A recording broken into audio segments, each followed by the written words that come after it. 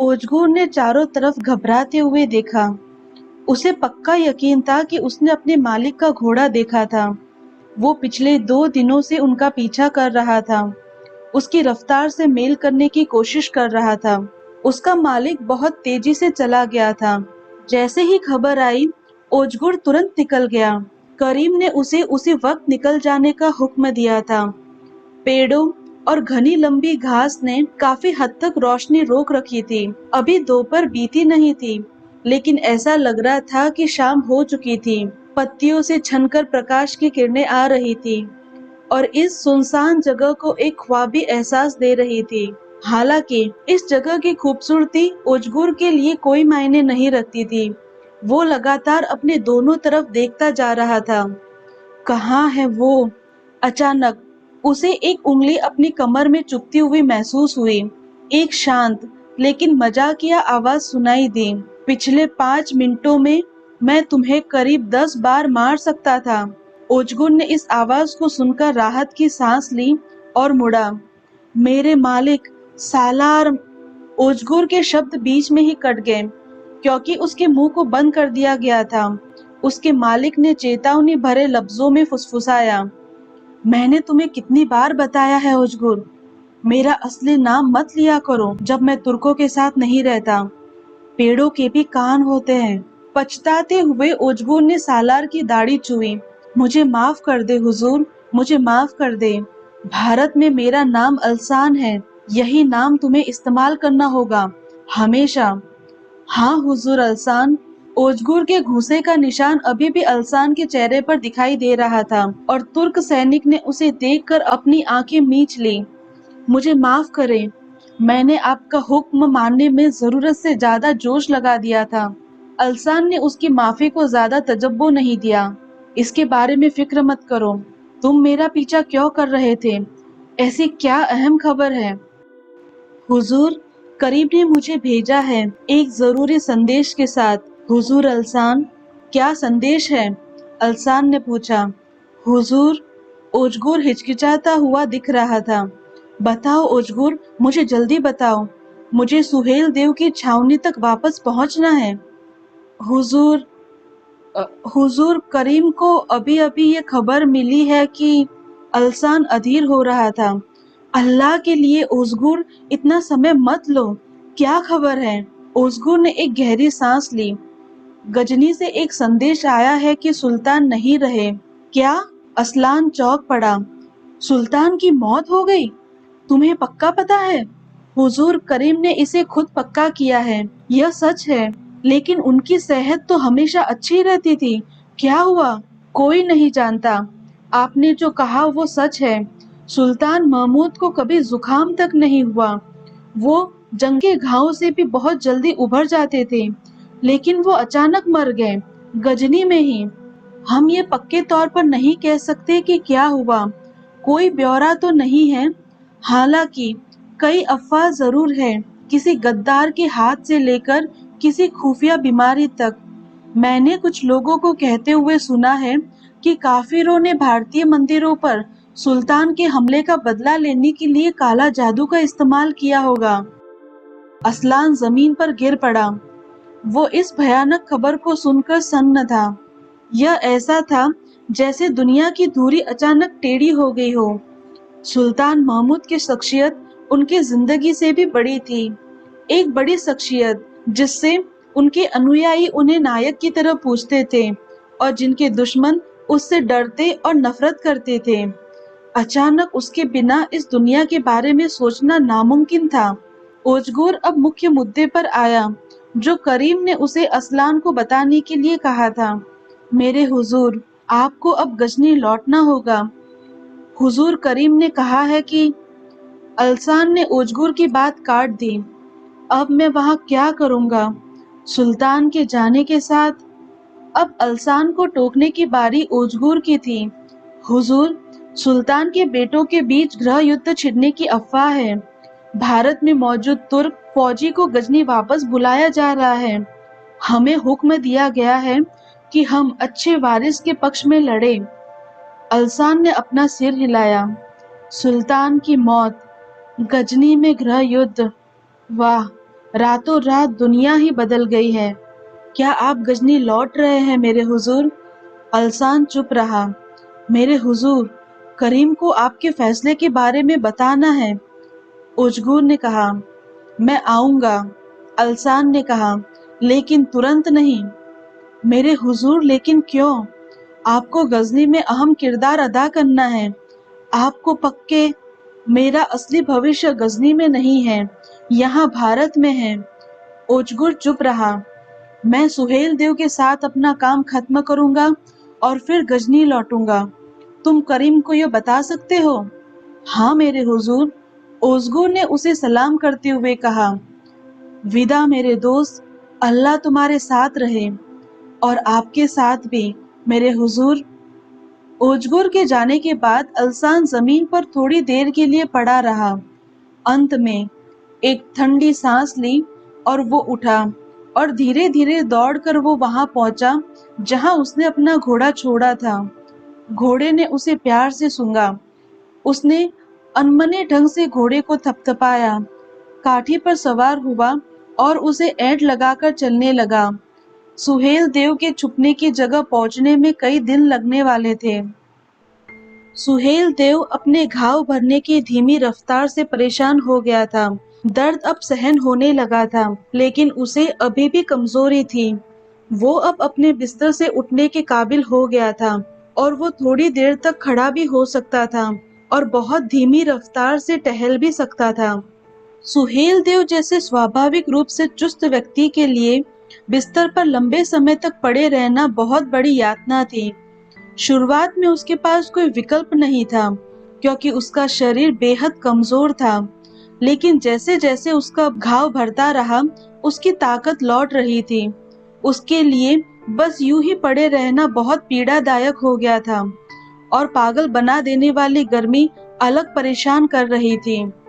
उसके कान खड़े हो गए जब उसे छत पर बारिश की बूंदें टपकने की आवाज सुनाई दी। उसके बाद कुछ और बूंदें आई और फिर अचानक तेज बारिश होने लगी। बारिश! सुहेल देव बच्चों की तरह खुश हो गया। उसने धीरे धीरे बिस्तर से अपने पैर खींचे। उसके पास बैठे वैद्य ने मदद करनी चाहिए, लेकिन सुहेल देव ने उन्हें मना कर दिया। अपने हाथों की मदद से वो अपने पैर पर खड़ा हो गया। वैद्य ने उसकी ओर सवालिया निगाहों से देखा। मैं जल्दी लौट आऊंगा, सुहेल देव ने कहा। मुझे थोड़ी देर बारिश देखने दो। वैद्य ने अनिच्छा से हामी भरी। ठीक है, लेकिन भीगना नहीं। किसी भी हाल में तुम्हारा घाव संक्रमित नहीं होना चाहिए। सुहेल देव ने चेहरा बनाया, लेकिन सिर हिलाकर हामी भर दी। उसे कुछ दिनों पहले झोपड़ी से हटाकर अगले गांव के एक धनी व्यापारी के घर में लाया गया था, ताकि उसकी बेहतर तरीके से देखभाल हो सके। बड़े, हवादार, रोशन कमरे, मेहराबदार दरवाजे और सुंदर भित्ति चित्रों से सजी दीवारों वाला ये घर सुहेल देव के पिछले घरों की तुलना में बहुत बेहतर था। घर आयताकार बना हुआ था और इसके बीच में एक खुला आंगन था। वास्तुशास्त्र की पारंपरिक भारतीय शैली, भारतीय मौसम के हिसाब से उपयुक्त, क्योंकि इससे घर में ताजी हवा और प्राकृतिक रोशनी की कमी नहीं होती थी।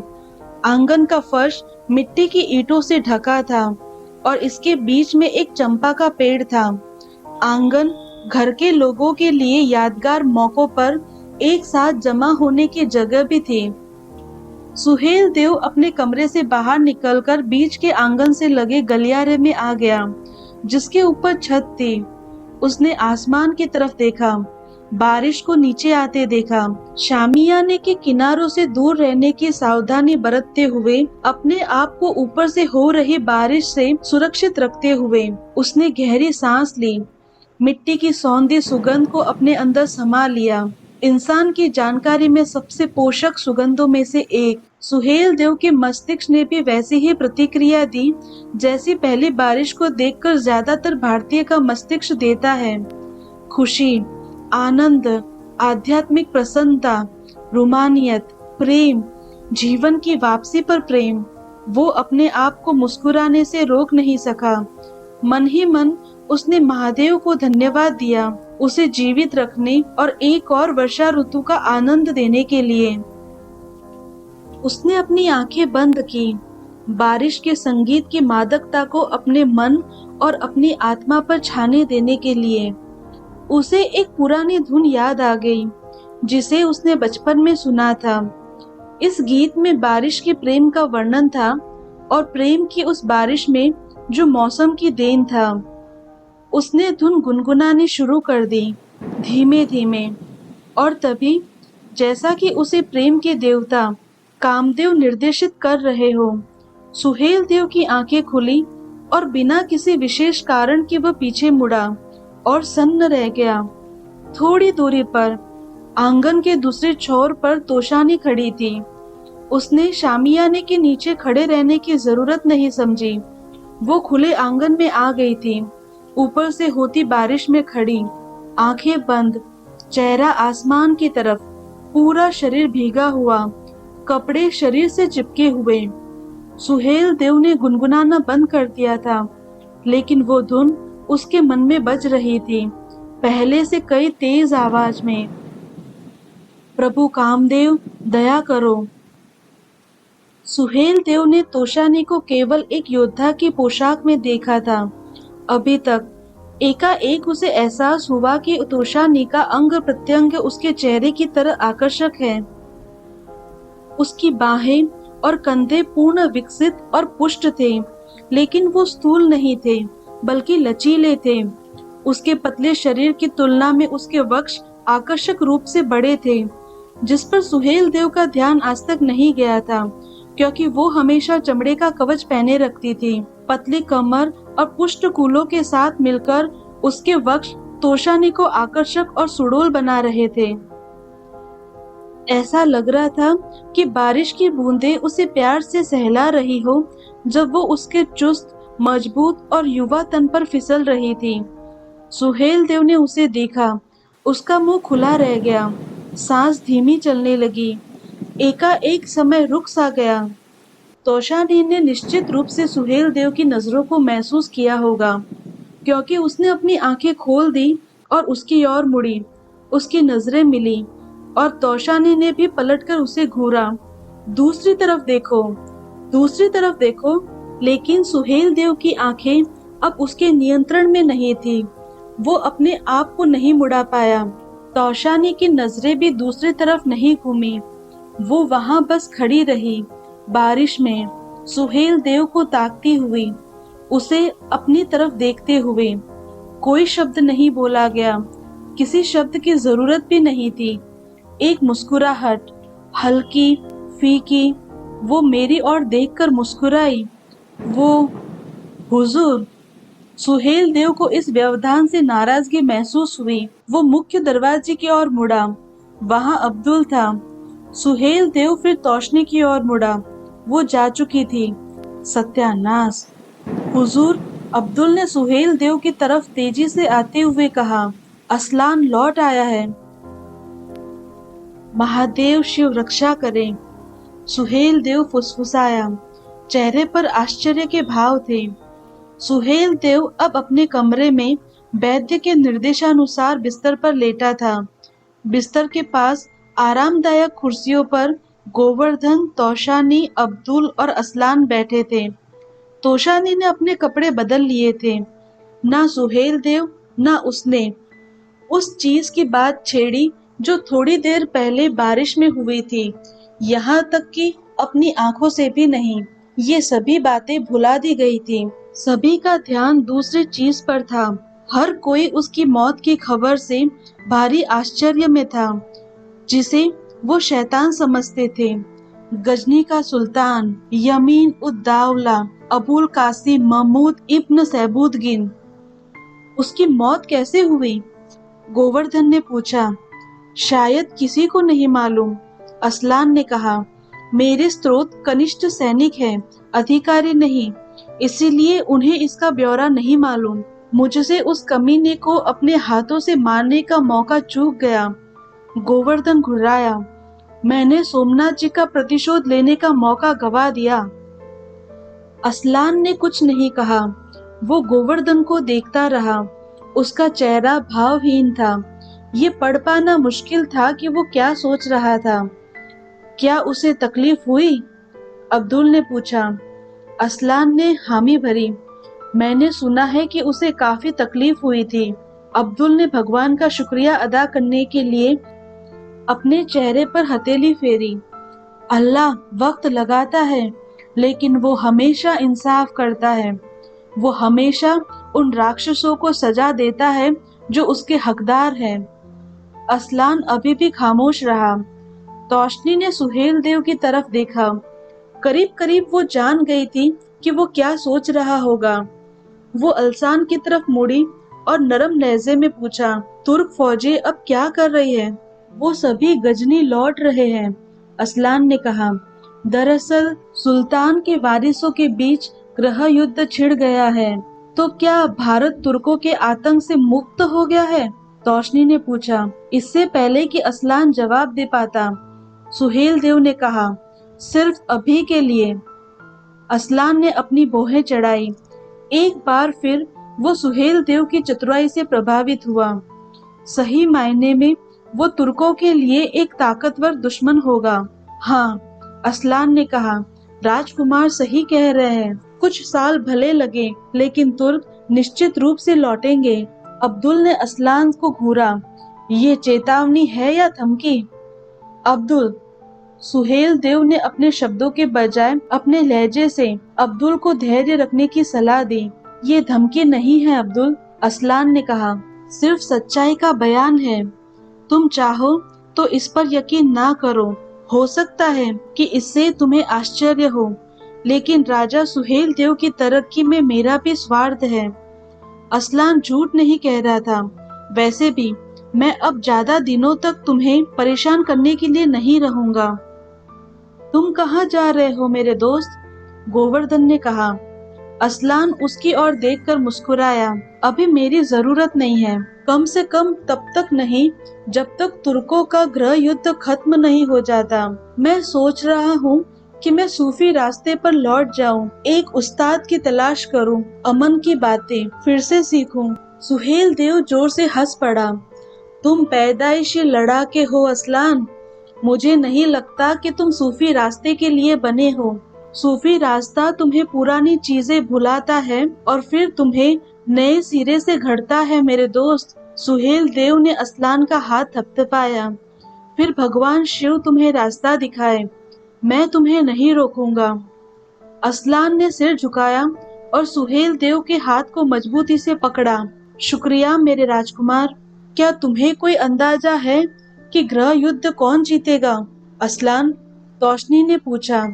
महमूद का कौन सा बेटा आने वाले वक्त में हमारा दुश्मन होगा? सुहेल देव ने फिर से दखल दिया। जितना मैंने सुना है, महमूद के बेटे उतनी अहमियत नहीं रखते।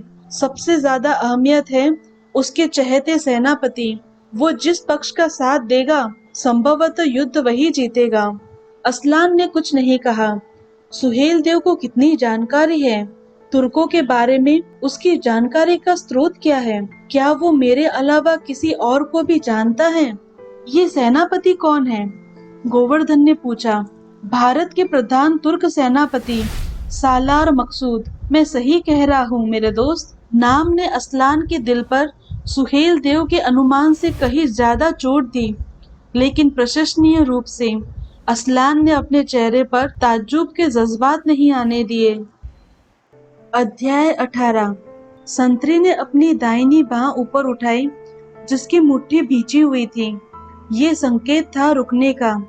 अब्दुल और गोवर्धन, जो उसके ठीक पीछे थे, तुरंत रुक गए और अपने पीछे आ रहे लोगों को रुकने का संकेत दिया। असलान ने सूफी रास्ते की तलाश में जाने के बाद कुछ ही हफ्ते बीत चुके थे। सुहेल देव अब अपनी पुरानी चोट से करीब करीब पूरी तरह से उभर चुका था। अब वो घोड़े पर सवारी कर सकता था और उसने फैसला किया था कि उन्हें एक जगह पर काफी वक्त हो चुका है। भले ही तुर्क फौज का बड़ा हिस्सा गजनी लौट रहा था, कई तुर्क अभी भी ग्रामीण इलाके में फैले हुए हैं। एक जगह पर अभी भी लंबे समय तक रुकना सुहेल देव के दस्ते के लिए जोखिम भरा था। इसीलिए उसने आदेश दिया था कि वो लोग एक दूसरे गांव में चलेंगे, जो उनका एक सुरक्षित ठिकाना था, जहां कुछ दिनों की घुड़सवारी के बाद पहुंचा जा सकता था। उसका पूरा दस्ता उसके साथ था। सुहेल देव ने अपने घोड़े को ऐंठ लगाई और उलझन से घिरा अब्दुल और गोवर्धन के पास पहुंचा। उसने अपनी दाहिनी हथेली ऊपर उठाकर इशारा किया। उसका अंगूठा और तर्जनी सीधी थी, जबकि बाकी की 3 उंगलियां ऊपर की ओर मुड़ी हुई थी। क्या हुआ? गोवर्धन ने एक उंगली अपने होठों पर लगाई, फिर अंगूठे से संतरी की ओर इशारा किया। हमें शांत रहना होगा, उसे कुछ दिखा है। दल जंगल में एक उबड़ खाबड़ रास्ते से गुजर रहा था। रास्ता एक मैदान में जाकर खुलता था। संतरी रास्ते के बिल्कुल किनारे पे था और उसने घने पेड़ों की ओट से मैदान की तरफ देख रहा था। सुहेल देव उस संतरी के पास गया, इस बात का ख्याल रखते हुए कि कोई शोर न हो। पल भर की हिचकिचाहट के बाद अब्दुल और गोवर्धन भी उनके पीछे पीछे आ गए। सुहेल देव के पास आने पर संतरी ने उसकी ओर देखकर गर्दन हिलाई और फिर मैदान की तरफ इशारा किया। 2 युवा सन्यासी फटे कपड़ों में वहां बैठे थे, जमीन पर। वो थके मांदे लग रहे थे, भूखे, किस्मत और मौसम के हाथों हारे हुए। उन्हें 4 लोगों ने घेर रखा था, जिनके हाथों में तलवार थी। चारों बदमाशों ने फटे पुराने, बिना मेल खाने वाले कपड़े पहन रखे थे। उनके लंबे बाल बिखरे हुए थे और दाढ़ी घनी थी। उनसे आती दुर्गंध साफ थी कि वे हफ्तों से नहाए नहीं थे। उनके चेहरे मोहरे बताते थे कि वो तुर्क थे। शायद वो गजनी फौज से निकाले गए थे। एक सन्यासी ने लकड़ी का डंड हाथ में पकड़ा हुआ था। दूसरे के हाथ में कोई औजार नहीं था। हालांकि उसके बगल में जमीन पर एक पुराना धनुष रखा था, जो कभी भी टूट सकता था। मैंने तुम्हें पहले ही बता दिया था, हमारे पास कोई कीमती चीज नहीं है, दंडधारी सन्यासी ने कहा। तुम्हें हमें छोड़ देना चाहिए, यहाँ हमारा हुक्म चलेगा।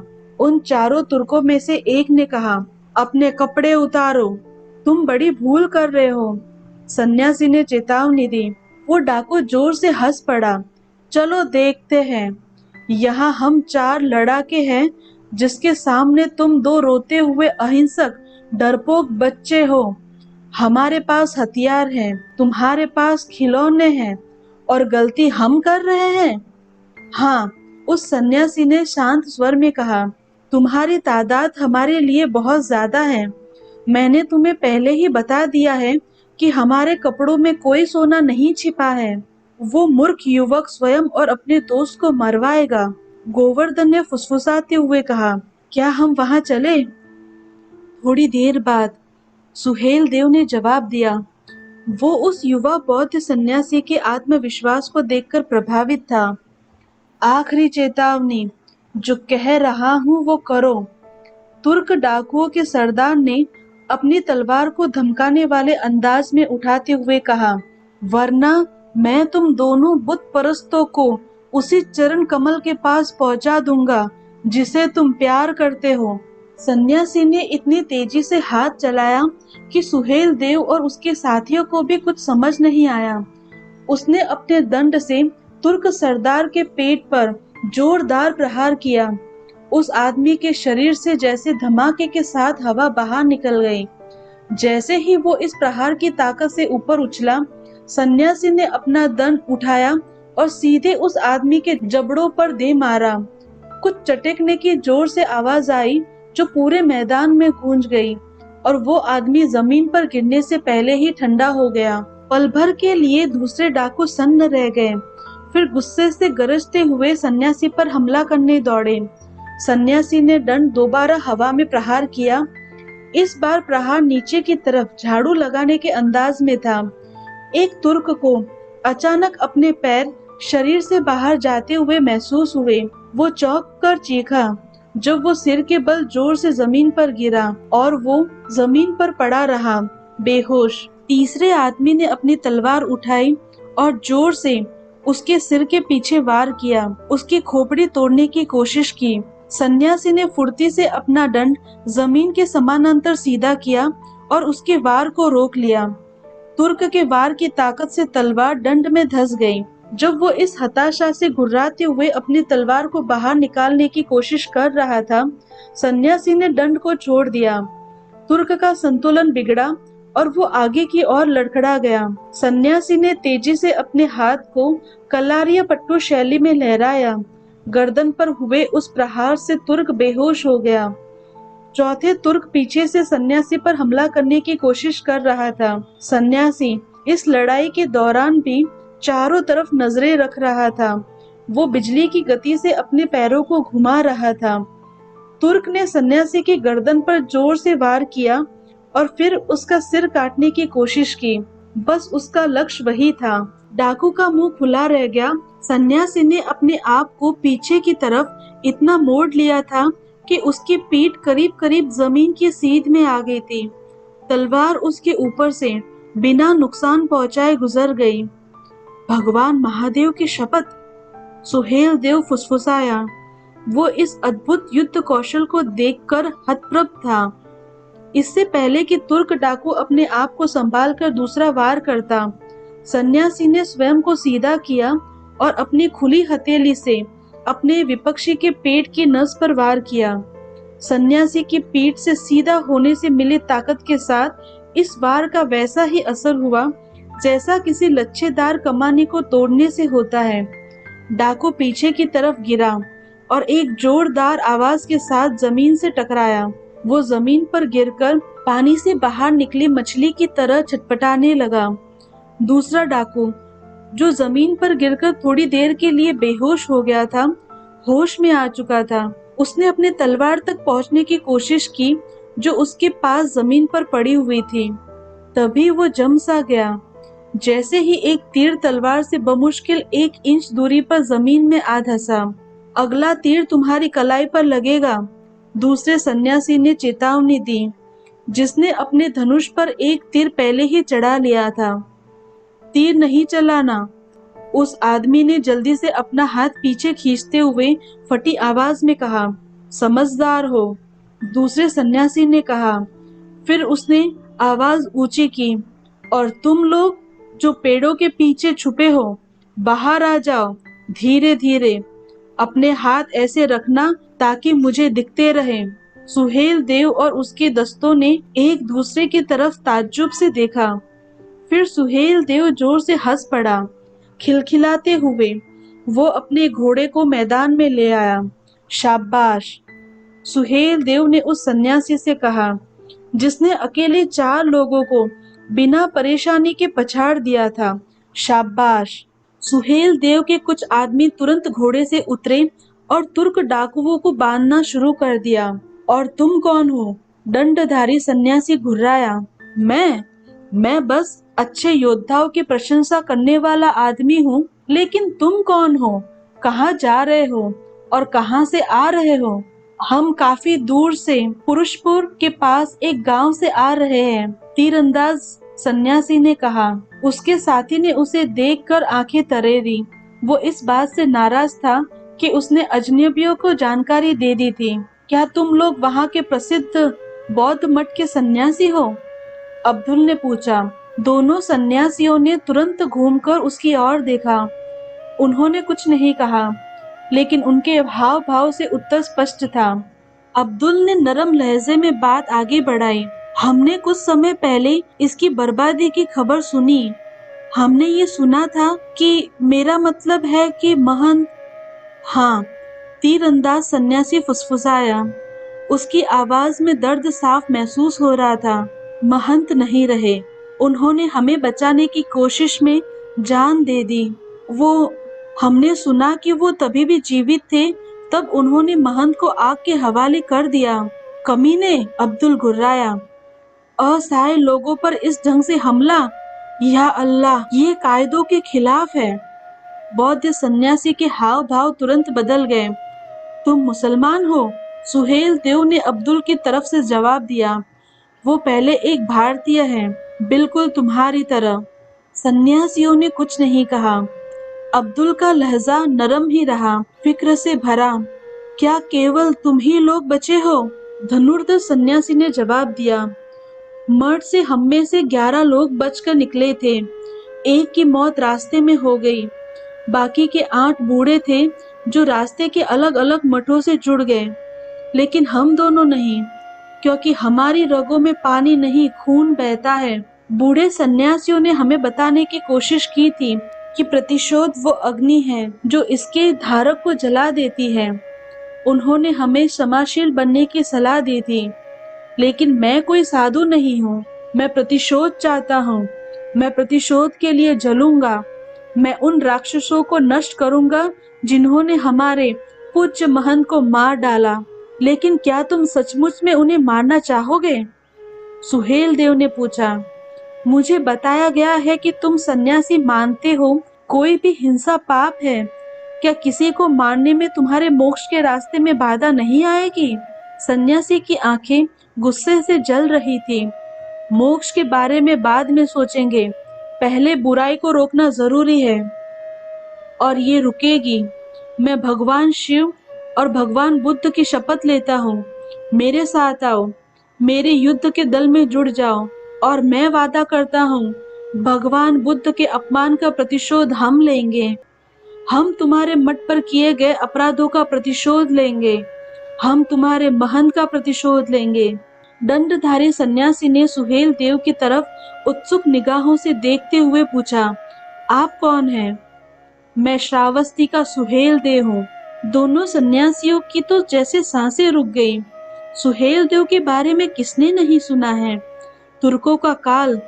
उन्होंने अपने हथियार छोड़ दिए और अपने घुटनों पर बैठ गए।